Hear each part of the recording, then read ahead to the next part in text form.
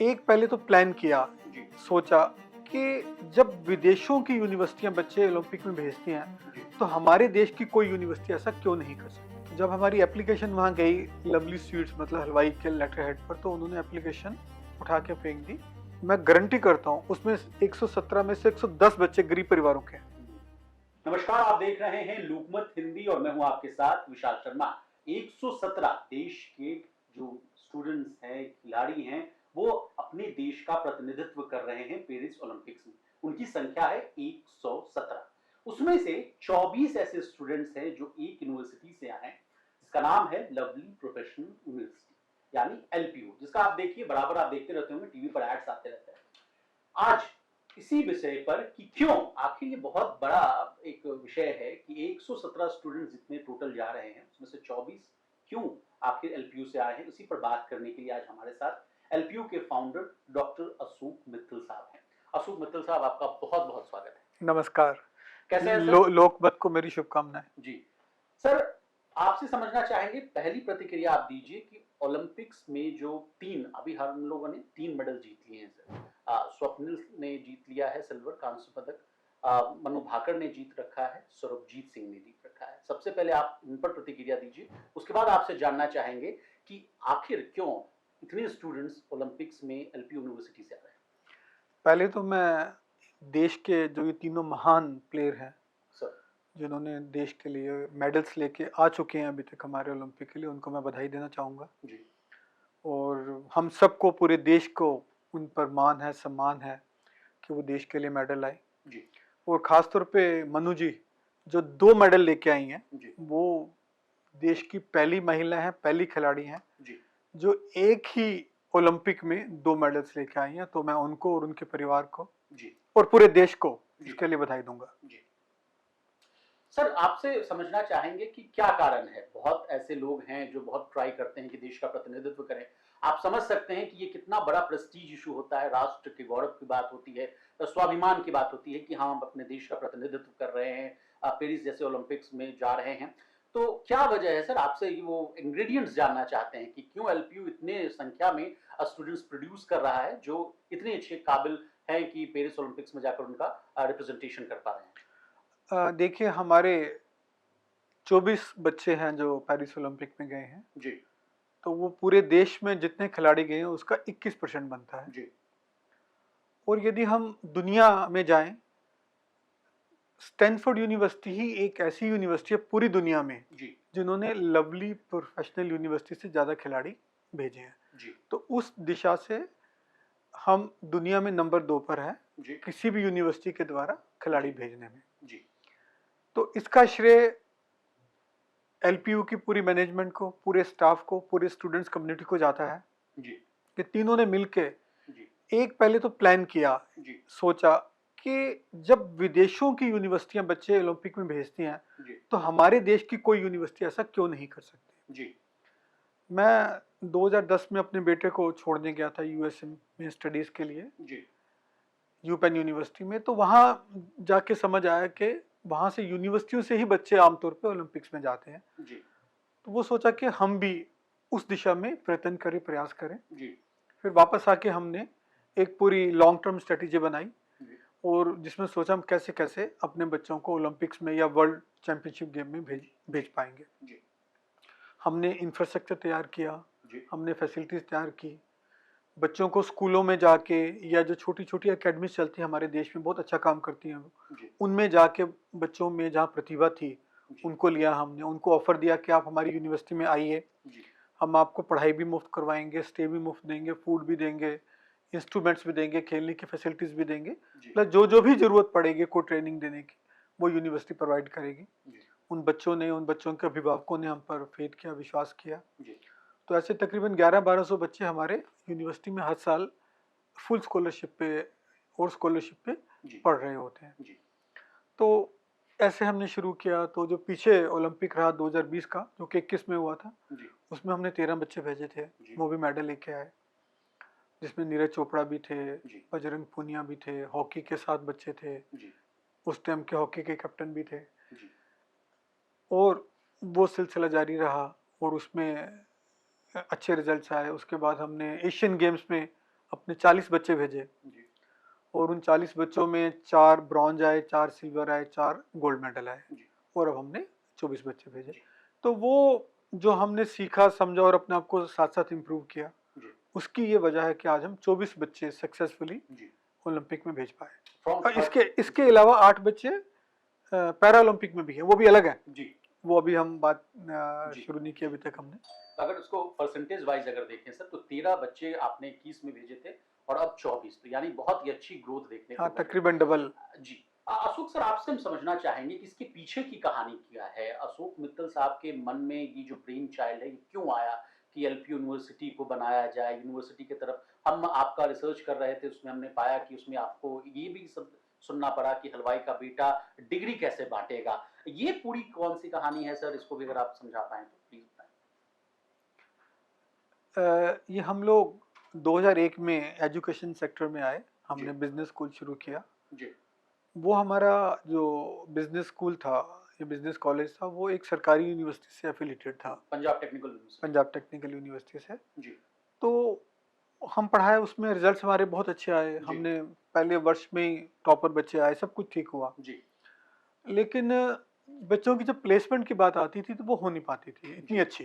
जी reason ये था कि हम बंधे हुए थे सरकारी यूनिवर्सिटी के करिकुलम में, जी सरकारी यूनिवर्सिटी के इवैल्यूएशन सिस्टम में। जी तो उसमें कंस्ट्रेंट्स थी। जी तो अब उसका तोड़ क्या था, यूनिवर्सिटी हो। जी तो फिर हमने मतलब यूनिवर्सिटी उसका के लिए तोड़ था कि सरकारी के हटाकर हम प्राइवेट यूनिवर्सिटीज यूनिवर्सिटी बनाएं। बनाए ताकि हम अपने तरीके से बच्चे को पढ़ा सकें, जी अपने बच्चे से तरीके से करिकुलम बना सकें, जी अपने तरीके से बच्चे को इवैल्यूएट कर सकें। जी तो उसके लिए यूनिवर्सिटी बनाना ज़रूरी जी था जी और हमने बनाई। वो कैसे बनी, वो अलग कहानी है। जी और उसमें फिर हमें थोड़ी सी ऑटोनमी मिली जी और उस ऑटोनमी को हमने पॉजिटिव तरीके से बच्चों की ग्रोथ के लिए, बच्चों को बेटर करियर बनाने के लिए इस्तेमाल किया। जी वो रिजल्ट्स आप सबके सामने। जी अब सर कुछ हम लोग पास्ट पर चलते हैं, आपके पास्ट में चलते हैं कि उसके पहले एलपीयू बनाने के पीछे वहाँ के फॉर्मर सीएम साहब का भी नाम आता है। उस वो कहानी कौन सी है जब आप बहुत ही स्ट्रगल कर रहे थे, एक नया लॉ पास करना चाह रहे थे कि भाई हम पंजाब टेक्निकल यूनिवर्सिटी के दायरे में ना काम कर पाए, सरकारी में बहुत सारी चुनौतियां हैं, अपने हिसाब से हम काम नहीं कर पा रहे हैं। तो वो क्या संघर्ष के दिन थे सर, कि फिर उसके बाद वो कैसे आया कि वो प्राइवेट यूनिवर्सिटी के शकल में, उसके रूप में आया, सांचे में आया। ये जब ये मैंने बताया 2001 में हमने कॉलेज शुरू किया, जी जैसे कि मैंने बताया कि 2001 में हमने कॉलेज शुरू किया। जी तो जब हमें लगा कि हम यूनिवर्सिटी से, सरकारी यूनिवर्सिटी से बंधे हुए हैं, जी फिर हमने 2003 में अप्लाई किया जी और उस टाइम के माननीय सीएम जी कैप्टन अमरिंदर सिंह जी को हम मिले। जी उन्हें हमने अपना विचार उनके प्रपोजल सामने दिया। रखा, प्रपोजल उनके सामने रखा जी कि हम ये चाहते हैं कि आप हमें सरकारी एक्ट बना के, सरकारी लॉ बना के यूनिवर्सिटी का दर्जा दें। जी और ये हमारा मंतव्य है उसके पीछे जी कि हम चाहते हैं कि पंजाब के बच्चों को, देश के बच्चों को जी हम ऐसी शिक्षा दें जो बच्चों को करियर दे सके। जी जी तो वो थोड़े बोल्ड थे, उनको बात समझ आ गई जी और उन्होंने हमें इन प्रिंसिपल जी यस कर दी। फिर जी प्रोसेस होता है, जैसे कैबिनेट में 2-3 बार जाता है, असेंबली में जाता है, जी मिनिस्ट्रीज में जाता है, फिर गवर्नर साहब के पास जी जाता है। तो वो सारा प्रोसेस हुआ, एक्ट बनता है, उसके बाद बिल पास होता एक्ट है। बनता है, जी बिल बनता है, बिल पास होता है, गवर्नर साहब के पास जाता है। फिर लॉ तो बनता है। हाँ जी, फिर वो लॉ बनता है। वो उसमें जी 2 साल लग गए। जी सर का बता दूं कि सर जो हैं हलवाई के बेटे से जो उन्होंने सफर शुरू की, उसके बाद इन्होंने टू व्हीलर स्पेस में कदम रखा, वहां का डीलरशिप लिया, बजाज ऑटो का आपने डीलरशिप लिया, उसके बाद मारुति सुजुकी पर आए, टू व्हीलर से फोर व्हीलर, उसके बाद 2000 उसके बाद माफ कीजिएगा कि एलपी यूनिवर्सिटी, और उसके बाद आपने 2022 में आम आदमी पार्टी से, पार्टी के दम पे आपने राज्यसभा सीट को ग्रहण किया।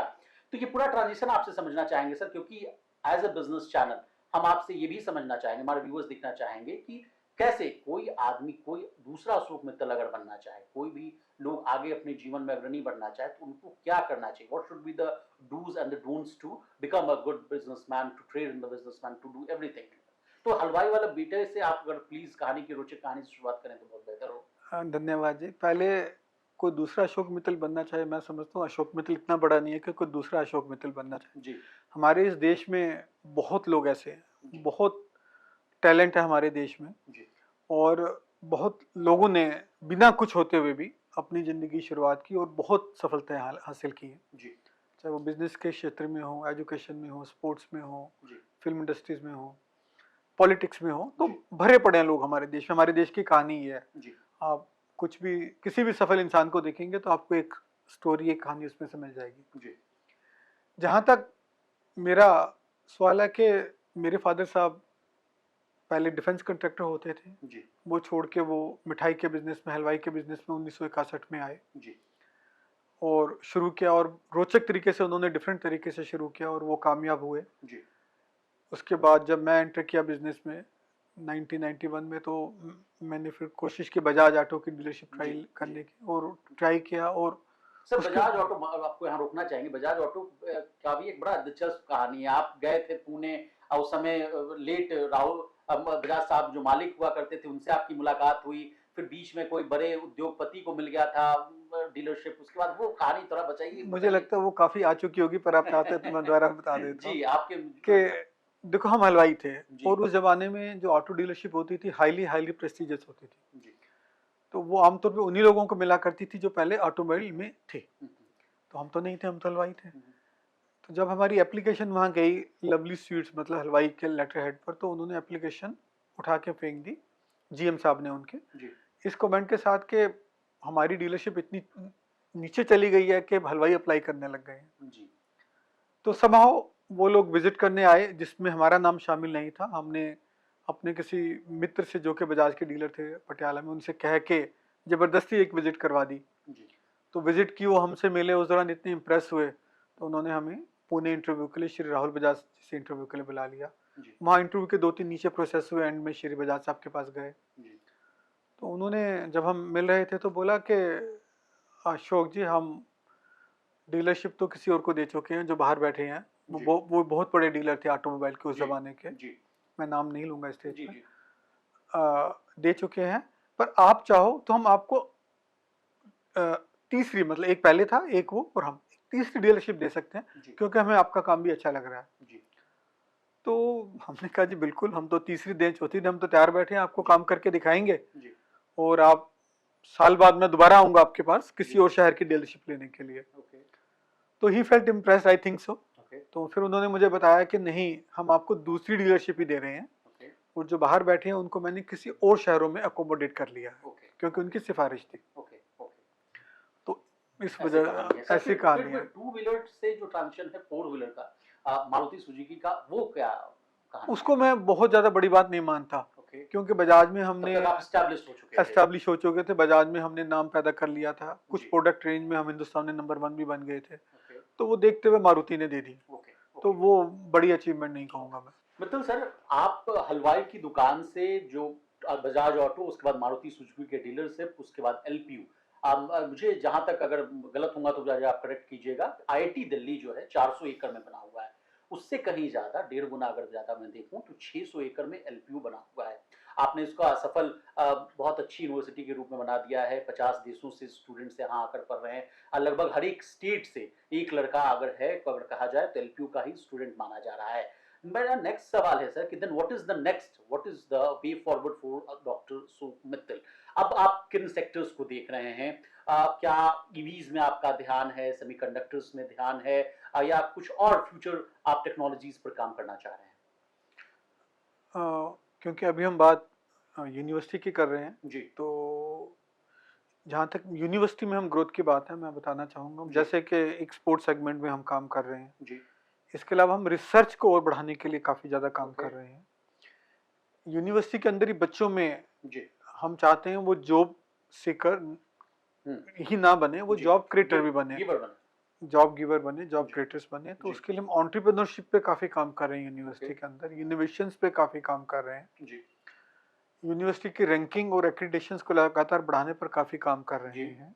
जी और इस तरीके से हम काम कर रहे हैं कि हर बच्चा जब यूनिवर्सिटी से निकले एक करियर देके लेके निकले, ओके तो उसमें हम काफ़ी काम कर रहे हैं। जी और वो हम चाहते हैं कि हम यूनिवर्सिटी जो है दुनिया में टॉप 200 में एक स्थान बना पाए जी जी अगले 5-6 सालों के बीच में। तो इस मंत्र से हम आगे बढ़ रहे हैं। सर जी रैंक लेकिन जब आप यूनिवर्सिटी से बाहर की बात करते हैं, कि जब जी मैं फैमिली लेवल पर आता हूँ जी या लवली ग्रुप पर आता हूँ, तो हम क्या एक्सपेंड कर रहे जी हैं, जी उसमें एक तो हम रियल एस्टेट में एक्सपेंड करने की बात कर रहे हैं ओके आजकल। और इसके अलावा जैसे आपने बोला सॉफ्टवेयर में कोई फ्यूचर टेक्नोलॉजी जो नई आ रही है उस जी। पे हम एक्सप्लोर कर रहे हैं ओके। कि उस चीज़ में हम कैसे आगे बढ़ सकते हैं। जी। और एजुकेशन सेक्टर में भी एजुकेशन कंपनी के तौर पे हम सेपरेटली ओके। अलग लवली प्राइवेट ग्रुप के एंटिटी। अंडर, नॉट यूनिवर्सिटी के अंडर, लवली ग्रुप के अंडर ओके। कि एजुकेशन कंपनी हम एक सेपरेटली एडटेक कंपनी कैसे बन सकते हैं उस पर काम कर रहे हैं। ओके। उसमें ये हमारी यूनिवर्सिटी रेगुलेटेड मोड में है, ओके। एक नॉन रेगुलेटेड मोड में, उसमें हम एजुकेशन को कैसे आगे बढ़ा सकते हैं जी। उस पर काम कर रहे हैं। जी। जी। तो नेशनली और इंटरनेशनली भी। अशोक सर, एलपीयू बहुत अच्छा परफॉर्म कर रही है। जी, देश जी। में सरकारी और प्राइवेट यूनिवर्सिटीज की भरमार है। देश की आबादी भी आप जानते हैं 140 करोड़ से अधिक है। डेमोग्राफिक डिविडेंड आपसे कोई अछूता नहीं है। 65% जो आबादी है 35 वर्ष से कम उनकी है। लोग पढ़ना चाह रहे हैं। बेरोजगारी सबसे बड़ा मुद्दा है, आपको भी पता है। इस बार के इलेक्शंस में भी वो चीज झलका है। बीजेपी जो कह रही थी कि 400 के पार का आंकड़ा 240 सीट पर आकर सिमटती हुई नजर आई, तो उसमें कहीं ना कहीं एक फैक्टर था कि रोजगार नहीं है लोगों के। आप बहुत सारी न्यूज भी आप देखते आ रहे होंगे, गुजरात में वैकेंसी निकलती है, वहां पर स्टैम्पेड टाइप की सिचुएशन हो जाती है। आपसे समझना चाहते हैं सर कि देश की और भी जो सरकारी संस्थाएं हैं, प्राइवेट संस्थाएं हैं, उनको क्या करना चाहिए ताकि वो भी एलपीयू की जैसा आउट परफॉर्म करें, लोगों को रोजगार मिले, शिक्षकों जो शिक्षक हैं अच्छे बेहतर शिक्षक, आप बेहतर बता पाएंगे क्या क्या करना चाहिए सर? देखिए मैं बहुत छोटा इंसान हूँ जी। और बहुत हमारी एक लेकिन संसद के पटल में आप यूनिवर्सिटी है, पहुंच चुके हैं अशोक सर। तो सरकारी यूनिवर्सिटीज़ को क्या करना चाहिए, दूसरी प्राइवेट यूनिवर्सिटी को क्या करना चाहिए, उसके बारे में मुझे लगता है मैं राय देने वाला जी। कोई नहीं हूँ। जी। सभी यूनिवर्सिटीज़ चाहे सरकारी हैं चाहे प्राइवेट हैं अपने जी। तरीके से अच्छा ही करते हैं। जी। और मैं इस बात को मानता हूँ कि हर एक यूनिवर्सिटी के दिमाग में, उनके डीएनए में, उनके सिस्टम में अल्टीमेटली एक ही होता है कि बच्चों की भलाई हो, बच्चे उनके तरक्की करें, लाइफ में शाइन करें। जी। तो हर कोई अपने हिसाब से अच्छा कर रहा है, जी। लेकिन हमें एक दूसरे से सीखना चाहिए। जी। कोई ए यूनिवर्सिटी अच्छी कर रही है, मुझे सीखना चाहिए, यदि मैं जी। कुछ अच्छा कर रहा हूँ तो उसको सीखना चाहिए। तो वो हमें थोड़ा सा वीक है जी। सिस्टम। जी। जी। हम एक दूसरे से सीख के बहुत अच्छा कर सकते हैं। जी। एक बात मैं थोड़ा बताना चाहूंगा जी प्लीज। कि जो हमारा इंडियन टैलेंट है जी। वो दुनिया में सबसे बेहतर है, जी। चाहे बच्चों का चाहे टीचर्स का, जी। दोनों का, दोनों साइड का, या यूनिवर्सिटीज के स्टाफ मेंबर्स जी। का। सब कॉम्पिटेंट हैं, काबिल हैं। जी। उनको सही मौका मिले जी। तो सब बहुत बढ़िया कर सकते हैं। जी। और जिनको भी ऐसा मौका मिला, थोड़ी ऑटोनॉमी मिली, जी। तो उन्होंने अच्छा करके दिखाया। जी। जैसे हमें ऑटोनॉमी मिली, हमने ठीक किया। जी। ऐसे और प्राइवेट यूनिवर्सिटीज को भी ऑटोनॉमी, उन्होंने ठीक किया। सरकारी सिस्टम में भी किसी यूनिवर्सिटी को जो ऑटोनॉमी दी है, जैसे आईआईटीज हैं, आईएम्स हैं, निफ्ट हैं, जी। बहुत बढ़िया कर रहे हैं वो। जी। वो सर, हिंदुस्तान के नहीं, दुनिया के टॉप इंस्टीट्यूशंस में आ रहे हैं। जी सर, मेरा ये प्रश्न इसलिए था कि आप लगातार पिछले अगर एक दशक का भी आप आंकड़ा देख लीजिए, वर्ल्ड रैंकिंग की जो यूनिवर्सिटीज की रैंकिंग जो आती है, एक भी यूनिवर्सिटी जो है भारत की वो उस रैंकिंग में नहीं आती है। क्या फैक्टर्स आप मानते हैं कि उसको चेंज करना चाहिए? एक तो मैं आपसे पूछना चाहूंगा कि जीडीपी टू एजुकेशन में जो खर्च है भारत सरकार का, पहले तो और भी कम था, 3% पर था, लेकिन अभी करंट जो है 2024 की मैं बात कर रहा हूँ, 6.6% जीडीपी का हम खर्च कर रहे हैं। आरएनडी की बात की जाए तो 1% भी से भी कम है। इंडियन जो जीडीपी है उसका 1% से भी कम हम रिसर्च एंड डेवलपमेंट में खर्च कर रहे हैं। क्या यही सब कारण है कि इस वजह से एजुकेशन सेक्टर में उस तरह का रिवोल्यूशनरी चेंज नहीं आ रहा है? या दूसरा, इस क्वेश्चन के साथ मैं एक और लिंक करना चाहूंगा कि स्पोर्ट्स के भी सेक्टर में सर आप देख लीजिए कि जितने ओलंपिक्स में पदक आते हैं, चीन आ गया, रशिया आ गया, जितने भी वेस्टर्न कंट्रीज हैं, डेवलप्ड कंट्रीज हैं, वहां जो पदक की जो तालिका है वो कहीं ज्यादा रहती है और भारत जो है वो अभी भी पिछड़ता हुआ दिखता है। दोनों क्वेश्चन का आप जवाब दीजिए। पहले तो अपना क्वेश्चन, बड़े बड़े क्वेश्चन एक साथ पूछ लेते हैं और दोनों बिल्कुल डिफरेंट लाइन के हैं, पर मैं कोशिश करता हूँ जवाब देने का।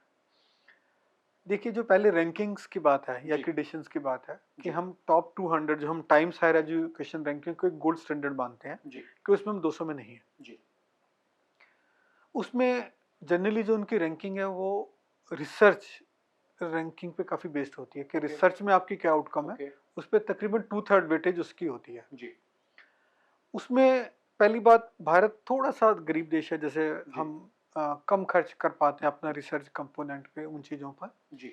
जो विदेशों में यूएस है और है, वो डेफिनेटली बड़ी रिच इकोनॉमी है, तो ज़्यादा पैसा खर्च कर पाती है। चाइना ज़्यादा पैसा खर्च कर पाती है, तो इस वजह से हम पिछड़ते हैं। उसके साथ एक कारण और भी है, वहाँ की जो इंडस्ट्री है यूएस की या चाइना की, चाइना का मुझे नहीं मालूम, एटलीस्ट यूएस की या यूरोप की इंडस्ट्री है, वो यूनिवर्सिटीज़ पे अपनी इंडस्ट्री के लिए रिसर्च कराने के लिए काफ़ी ज़्यादा विश्वास करती हैं, रिलाई करती हैं। जी तो यूनिवर्सिटीज को वहां से भी काफी अच्छी फंडिंग मिल जाती है, जी और वो जो रिसर्च भी होती है आउटकम बेस्ड होती है, क्योंकि Okay. वो इंडस्ट्री फंड करती है और इंडस्ट्री को उस पर एडवांटेज उठाना जी, होता है। जी वो हमारे यहाँ लैकिंग है। हमारा universities with industries okay research linkages specially for research funding almost negligible है। नेग्लिजिबल तो लेकिन उसमें मैं इंडस्ट्री की कमी नहीं बोलूंगा, उसमें हमारी कमी है। हम यूनिवर्सिटीज इंस्टीट्यूशंस की कमी है जी कि हम इंडस्ट्री को कॉन्फिडेंस ही नहीं दे पाए जी कि आप हमसे रिसर्च कराओ अपनी। जी शायद जब हम दे पाएंगे वो हमसे जरूर करवाना चाहेंगे। जी जी फंडिंग मतलब वो सरकार से कम आ रही है, जी दूसरा इंडस्ट्री से बिल्कुल नहीं आ रही है। ओके तो वो तो एक फैक्टर वो हो जाता है। जी एक और बड़ा फैक्टर है ओके जो शायद हम इंडिया में ना इग्नोर करते हैं बुरी तरह से। जी यूएस में, यूके में जी या दुनिया के किसी भी और कंट्री में जो टॉप यूनिवर्सिटीज हैं, अब 200 यूनिवर्सिटीज हम कहते हैं, उन 200 में से 180 यूनिवर्सिटी एटलीस्ट 90% जी मल्टी डिसिप्लिनरी यूनिवर्सिटी है। ओके मतलब एक ही यूनिवर्सिटी में मेडिकल भी है, इंजीनियरिंग भी है, साइंसेस भी है, ह्यूमैनिटीज भी है, मैनेजमेंट भी है, फैशन भी है, ओके कंप्यूटिंग भी है, इसका क्या फायदा स्पोर्ट्स मिलेगा उसमें? स्पोर्ट्स एजुकेशन भी है, सब कुछ है। जी उसका फायदा क्या रहता है कि मल्टी डिसिप्लिनरी से एक तो बच्चों में एक लर्निंग्स बेहतर होती है। ओके जब लर्निंग्स बेहतर होती है तो उनकी प्लेसमेंट बेहतर होती है। ओके दूसरा, मल्टी डिसिप्लिनरी से रिसर्च आउटपुट बढ़ जाती है। जी आपको इंजीनियरिंग मान लीजिएगा, हम आईआईटीज हैं या आईएम से हैं हिंदुस्तान में, वो अकेला इंजीनियरिंग और अकेला मैनेजमेंट कराते हैं, अदरवाइज अपनी फील्ड में वो टॉप है। जी लेकिन क्योंकि उनको एवेन्यूज ही नहीं है जी। और एरिया में रिसर्च करने के, जी ओवरऑल रिसर्च आउटपुट कम हो जाती है। जी जी जो करते हैं वो अच्छी होती है, जी लेकिन नंबर वॉल्यूम कम हो जाता है। जी तो ये हमारा एक बहुत बड़ी कमी है कि हमारी मल्टी डिसिप्लिनरी यूनिवर्सिटीज बहुत कम है हिंदुस्तान में, और खासतौर पे गवर्नमेंट सेक्टर में तो नेग्लिजिबल है। ओके ओके अशोक सर, एक अगला प्रश्न मेरे माइंड में आ रहा है कि एलपीयू कहती है कि प्लेसमेंट के मामले में हम बहुत अच्छे हैं, और मैं जितना रिपोर्ट्स पढ़ पाता हूँ तो उसमें देखा जाता है कि जो टेक महिंद्रा का आप ले लीजिए, इन्फोसिस के मालिक ले लीजिए, और सभी तरह के आईटी के जाइंट्स जितने भी हैं, अब वो समय समय पर कहते रहते हैं कि the student which we want, जो स्टूडेंट हमें चाहिए, जो उनको हम लोग वर्क स्पेस में हम लोग उनको एकोमोडेट कर सकें, एडजस्ट कर सकें, और जो इंडस्ट्री से लड़के आ रहे हैं वो उनमें से 90% मेरे काम के नहीं है। आपके यहाँ प्लेसमेंट सेल बहुत मजबूत है, अच्छी प्लेसमेंट हो रही है, तो क्या सुधार करनी चाहिए और सब यूनिवर्सिटीज को कि ताकि वहां भी प्लेसमेंट अच्छा हो सके? देखिए, उसमें मेजरली दो चीजें आती हैं। एक तो है कि हमारा करिकुलम से ज़्यादा important delivery inside the classroom, उससे भी ज़्यादा इम्पोर्टेंट इवेल्युएशन। ये तीनों चीज़ें इंडस्ट्री से मैप होनी चाहिए कि इंडस्ट्री की रिक्वायरमेंट क्या है, हम उस हिसाब से करिकुलम बनाएं, उसी तरीके से पढ़ाएं, उसी तरीके से इवेल्युएशन करें, ताकि हम एक प्लेटफॉर्म पे मैं भी और इंडस्ट्री भी स्ट्रीमलाइन हो। वो हम जिस दिन कर जाएंगे तो हमारी आउटपुट की क्वालिटी बहुत बेहतर हो जाएगी।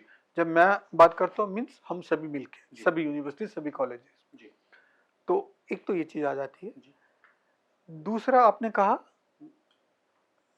नहीं, प्लेसमेंट कैसे सुधार किया? प्लेसमेंट तो होगा कि हम इंडस्ट्री के साथ मिलके चलें। जी जी जी। इंडस्ट्री खुले दिल से हमारे साथ चलने को तैयार है। Okay okay. मैं अप्रिशिएट करूंगा इंडियन कॉर्पोरेट्स की कि वो पूरे खुले दिल से हमारे साथ चलने को तैयार है, हमारी मदद भी करते हैं, हमें सपोर्ट भी करते हैं, गाइड भी करते हैं, हम पे इन्वेस्ट भी करते हैं। हम शायद उनको वो नहीं दे पाते जो वो हमसे उम्मीद करते हैं। तो वन साइडेड तो नहीं चलेगा, दोनों तरफ होना चाहिए। जो वो मुझे दे रहे हैं तो मुझे भी उनको वापस, और वो मुझसे क्या उम्मीद कर रहे हैं, मुझसे पैसा नहीं उम्मीद कर रहे, वो मुझसे क्वालिटी बच्चे उम्मीद कर रहे हैं कि मैं बच्चों को उनकी रिक्वायरमेंट के हिसाब से पढ़ाऊं, उसमें भी मेरा फायदा है। तो लेकिन यदि हम सब समझ जाएं ये बात और इंडस्ट्री के हिसाब से चलें, उनको आउटपुट दें और उस हिसाब से पढ़ाएं बच्चों को, तो मुझे नहीं लगता है कोई मुश्किल है। हमारे बच्चे कॉम्पिटेंट हैं, हमारे टीचर कॉम्पिटेंट हैं, सिर्फ कहीं ना कहीं एक गैप है जिसको हम भर नहीं पा रहे। अब सर आते हैं आपके पॉलिटिकल अरेना पर। सर, आम आदमी पार्टी से आप 2022 में राज्यसभा के संसद के पटल में आपने पहुंचा। अब पहला प्रश्न मेरे माइंड में आ रहा है कि वाई आप, आम आदमी पार्टी क्यों? देखिए, 2022 में पंजाब में असेंबली इलेक्शन हुए जी। उस असेंबली इलेक्शन में आम आदमी पार्टी को 1 में सीट्स आई 117 में से जी। तो उसका क्या मतलब था कि राज्यसभा की जो 7 सीट हैं पंजाब में, वो सारी की सारी आम आदमी पार्टी को जाएंगी।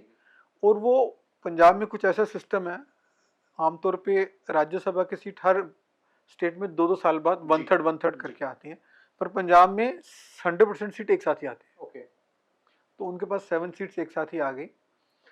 तो अब वो फिर ढूंढने लगे कि अच्छे लोग, जी। जो उनके हिसाब से अच्छे लोग जी। कहाँ से मिले। जी। तो उन्होंने ढूंढा होगा, जी। तो उनको मेरा प्रोफाइल ठीक लगा होगा ओके। कि शायद उनको लगा कि ये एजुकेशन सेक्टर में भी हैं, जी। इनका सोशल इन्फ्लुएंस भी अच्छा है क्योंकि हमारे और बिजनेसेस भी हैं, जी। और शायद बाकी चीज़ें ओके। उनको लगा होगा जो उनकी सोच है, जी। वो तो मैं सर हमारी संसद के मैच करती। पटल से अशोक मित्तल साहब की क्या डिमांड होगी नहीं, कि पहले ये क्वेश्चन तो पूरा कर लो जी आप, जी जी जी पूरा आंसर लिया नहीं प्लीज आपने। प्लीज। तो उन्होंने फिर मुझे ऑफर किया, मैंने रिलेक्टेंस शो की थोड़ी सी, लेकिन जी। अल्टीमेटली अंडरस्टैंडिंग होगी, नहीं चलो, यदि एक इतना अच्छा मौका मिल रहा है संसद में जी। जाने का, और वो भी अपनी स्टेट से, जी। और वो भी खुद दे रही है कोई पार्टी, और तो क्यों अवेल करना चाहिए। जी। अब दूसरा आपने कहा कि बीजेपी या कांग्रेस से या और भी जो और जो अकाली पार्टीज दल हैं। या और पार्टीज हैं, पहली बात तो उनके पास सीट्स ही नहीं थी ओके। कोई देने के लिए, किसी को ऑफर करने के लिए, और मुझे मालूम नहीं उनके पास होती तो वो मुझे ऑफर करते या नहीं करते, जी। वो मुझे मालूम नहीं था। तो मुझे वही उन्होंने कहा और उन्होंने दिल से कहा, तो जी। जी। मैंने ज्वाइन किया। अशोक सर नेक्स्ट सवाल है कि संसद के पटल से आप किन किन चीजों को उठाना चाहेंगे राज्यसभा के पटल से। एक तो एजुकेशन सेक्टर में मैं अभी आपसे बातचीत कर रहा था, तो आप हाउसिंग को लेकर भी बहुत ही प्रखरता से सोच रहे हैं कि इस पर भी कुछ काम किया जाए। वो क्या मुद्दे हैं, वो प्लीज बताएं। देखिए, पहले तो मैं बिल्कुल आपको स्पष्ट करना चाहूँगा जी। कि लोकमत। मैं एजुकेशन सेक्टर से हूँ चाहे, जी। लेकिन मैं सिर्फ एजुकेशन के ही मुद्दे उठाता हूँ ऐसा नहीं है। जी। मैं हर विषय पर जी। के मुद्दे उठाता हूँ, जी। चाहे वो बिजनेस के हैं, चाहे वो इंडस्ट्री के हैं, चाहे वो फाइनेंस के हैं, चाहे वो डिफेंस के हैं। जी। मेरा भी एग्रीकल्चर के ऊपर बहुत बड़ी जी। डिबेट रही है 4 दिन पहले ही, जी। आज हाउसिंग पर रही है। जी। चाहे वो गरीबों के हैं, जी। चाहे वो सेल्फ हेल्प ग्रुप के हैं, जी। चाहे वो केमिकल इंडस्ट्री के हैं, चाहे वो स्टील इंडस्ट्री के हैं, चाहे वो जी। अ, किसी भी सेक्टर के हैं, जी। कॉमर्स के हैं, जी। वो हर मुद्दे में उठाता हूँ जी। जो पार्टी दे देती है, या जो हमें लगता है कि ये आज के दिन में ज्वलंत मुद्दा है, जी। या देश को इस मुद्दे पे बात करने की ज़्यादा ज़रूरत है, जी। वो मैं मुद्दे सभी उठाता हूँ। लेकिन प्रोमिनेंटली सर मैं आपसे जानना चाहूंगा कि एजुकेशन में और हाउसिंग में क्या आप चाह रहे हैं मैं कि चेंज। प्रोमिनेंट मुद्दा, मेरे लिए सब बराबर है, ओके। ओके। कि मैं सिर्फ एजुकेशन ही उठाऊँ, या आज जी। बाई चांस हाउसिंग पे क्वेश्चन थे मेरे, जी। पर इसका मतलब ये नहीं कि मैं अकेले हाउसिंग के उठाता हूँ। ओके। ओके। ओके। सभी सेक्टर इंपॉर्टेंट जी। है देश के ग्रोथ के लिए, जी। जी। भारत को, देश को विकसित भारत जी। बनाने के लिए। सुख सर अब आते हैं आपकी स्टेट पर, पंजाब में देखते हैं सर कि ब्रेन ड्रेन थ्योरी बहुत ही अपने चरम पर है। लोग जो है एक समय देखा जाता था कि वहाँ वो एग्रीकल्चर का प्रोड्यूस जो था अपने उच्चतम स्तर के पास था, हायर यील्ड थी। लेकिन वहाँ के जो युवा हैं वो छोड़कर पलायन करना चाहते हैं, विदेश जाना चाहते हैं। प्लस दूसरा हेल्थ कंस्ट्रेंट्स मामला ये है कि वहाँ से कैंसर का जो मुद्दा है वो बहुत प्रखरता से, कैंसर ट्रेन चलती है प्रतिदिन। फर्टिलाइजर्स कहिए, केमिकल पेस्टिसाइड्स का जो इंटेक है वो बहुत ज़्यादा बढ़ा हुआ है। अब यंग जो पॉपुलेशन है वो स्टेट में नहीं है, नगण्य मानी जाती है। इस पर आपकी क्या राय है? देखिए, पंजाब से ब्रेन ड्रेन हो रहा है, इसमें कोई दो राय नहीं है। जी। शायद उसका मेजर कारण ये रहा है कि पंजाब में जो लैंड होल्डिंग्स थी, जी। वो साइज शुरू से छोटा रहा है, जी। और जैसे जैसे नई जनरेशन आई और छोटा होता चला गया, जी। तो लोगों के पास अपॉर्चुनिटीज कम थी, जी। तो वो लोग कहाँ जाएं। जी। यदि यूपी बिहार के लोग हमारे स्टेट्स में आते हैं, उनको पंजाब एक रिच स्टेट लगता है, जी। तो जो पंजाब के लोगों के लिए रिच स्टेट तो हिंदुस्तान में था ही कोई नहीं, ओके। तो वो विदेशों में चले गए। जी। तो उस वजह से गए, उसका हमें नुकसान भी हुआ कि हमारा अच्छा टैलेंट बाहर चला गया, जी। But at the same time जी। वहाँ से हमें रेमिटेंसेस भी आई, जी। जिसने पंजाब की ग्रोथ में मदद की। जी। और वहाँ के लोगों का जो कल्चर से हमारे पंजाबियों ने वहाँ सीखा, वो वापस पंजाब में लेके आए, जी। तो पंजाब एक बेहतर तरीके से डेवलप कंट्री बन गया, पंजाब के लोगों की सोच बड़ी हुई। जी। तो एडवांटेज डिसएडवांटेज दोनों चीज़ें ही हैं। जी। तो पर मुझे लगता है एडवांटेज ज़्यादा हुआ है उसका, जी। कि पंजाब का जो कल्चर है, पंजाब का एनवायरनमेंट है, वो थोड़ा सा मल्टीनेशनल हो जाता है। जी। जी। अब आपसे सर जानना चाहेंगे कि प्रेजेंट बहुत ही प्रेजेंट मुद्दा था नीट पेपर लीक से लेकर। तमाम स्टूडेंट्स जो हैं दिन रात पढ़ाई कर कर भी उनको लगता है कि अब उनके साथ छलावा हो रहा है। सुप्रीम कोर्ट ने भी कह दिया कि दोबारा जो परीक्षा है वो नहीं ली जा सकती, क्योंकि जो सरकार की तरफ से जो है वो मामला उतना गंभीरता से नहीं दिखा गया था, क्योंकि कहा गया कि वो बिहार और वहाँ पर जाकर उनके राज्यों में जाकर ज़्यादा लीकेज का मामला देखने को मिला है। सर, इसको कैसे देखते हैं, इस मुद्दे को? पहले इस पर आप पहली प्रतिक्रिया दीजिए। NEET paper leak. देखिए, नीट पेपर लीक जो भी हुआ वो ठीक तो नहीं था, नहीं होना चाहिए था। और इसके साथ साथ हमें ये भी देखना होगा कि इतना बड़ा देश है, इतना बड़ा सिस्टम है, जी 24 लाख बच्चों ने एग्जाम दिया। यदि सरकार की बात मानी जाए जी कि ये कुछ शहरों में ही हुआ है या कुछ सेंटर्स में ही हुआ है, जी यदि वो सही है बात, जी तो इतना हमें बेनिफिट ऑफ डाउट तो देना ही पड़ेगा, ये बात सही है तो। जी और सुप्रीम कोर्ट ने क्योंकि इसका संज्ञान ले लिया और अपना एक फैसला तकरीबन सुना दिया है, जी तो जो हुआ नहीं हो, पर आगे से एटलीस्ट जी सरकार को या टेस्टिंग एजेंसी को ध्यान रखना चाहिए जी कि जो कमियां अब आई हैं एटलीस्ट वो फ्यूचर में ना आए। जी जी। सर, देश का एक और बड़ा मुद्दा है कि विदेशों में आप जापान देख लीजिए और भी जितने भी डेवलप्ड इकोनॉमीज है, वहाँ जो पॉपुलेशन वो एजिंग पॉपुलेशन होती जा रही है। वहाँ जो काम करने वाले जो संख्या बल है वो घटती जा रही है, और भारत में है कि स्थिति लगातार डेमोग्राफिक डिविडेंड जो है, कहा जा रहा है तमाम एडिटोरियल्स आप पढ़िए कि demographic dividend is now turning into demographic bomb, यानी जिसको हम लोग मतलब कन्वर्ट नहीं कर पा रहे हैं उस यूथ को एम्प्लॉयबिलिटी के रूप में। वहां पर आप क्या सुझाव देना चाहेंगे लोकमत हिंदी के इस प्लेटफॉर्म से, कि ताकि क्या बच्चे करें, ताकि बाहर भी आप उनको बताएं कि बाहर भी अपॉर्चुनिटीज है, लेकिन वो बच्चे वहां जा नहीं पा रहे, एक्सेस नहीं है उनको? नहीं, देखिए, हमारे देश में एक चीज़ तो है जी, हर एक को अपॉर्चुनिटी तो है ग्रो करने की जी आमतौर पे। जी यदि मैं हायर एजुकेशन की बात करूं जी तो मुझे लगता है आज के दिन भारत में हर 20 किलोमीटर पे बच्चों को एक हायर एजुकेशन इंस्टीट्यूशन या कॉलेज जी आमतौर पे मिल जाता है। जी। पर या क्वालिटी मुद्दा है सर। क्वालिटी मुद्दा तो जी वो लोकल स्टेट को जी देखना है। यदि वो स्टेट्स अपने अपने देखें तो मुझे नहीं लगता कोई प्रॉब्लम आनी चाहिए। ये जी स्टेट सब्जेक्ट है मेजरली मेजरली, जी हालांकि कंकरेंट लिस्ट में है, लेकिन मेजर इंस्टीट्यूशन जी स्टेट्स ही रन करती हैं। जी तो वो कंट्रोल कर लें, थोड़ा ध्यान से दें तो जी वो डूएबल है, कोई बड़ी बात नहीं है। जी और अल्टीमेटली तो बच्चे यदि पैशन से काम करें, जी यदि बच्चे के दिमाग में एक सोच हो ना जी कि मुझे अल्टीमेटली करियर बनाना है, जी तो उसको करियर बनाने से कोई नहीं रोक सकता। जी हमारे आप ओलंपिक के प्लेयर देखिए, जी 117 प्लेयर गए हैं। जी आप उनकी लाइफ हिस्ट्री देखें, जी 117 के 17 की, मैं जी अपने एलपीयू की नहीं बात कर रहा हूँ, जी सभी बच्चों की। जी मैं गारंटी करता हूँ उसमें 117 में से 110 बच्चे गरीब परिवारों के हैं, जी छोटी जगह से आए हैं। जी उनको कोई अपॉर्चुनिटी नहीं थी स्पोर्ट्स में आने की, जी कोई उनके पास इंस्ट्रूमेंट भी नहीं थे, जी कोई उनको गाइड करने वाला भी नहीं था, जी पर उनमें जुनून था एक, जी और वो इस लेवल तक पहुंचे। जी हमारे नेता, जी हमारे आप देखिए जितने भी नेता होंगे उसमें से 90% जी आम परिवारों के हैं और नीचे से बन के ऊपर तक आए हैं। जी या किसी भी हम फील्ड में देख लें, हमारे न्यू यूनिकॉर्न्स बन रहे हैं, उसको जी कौन है बनाने वाले? सारे फ्रेशर्स हैं, जी कॉलेज से पास आउट करके बच्चे हैं। जी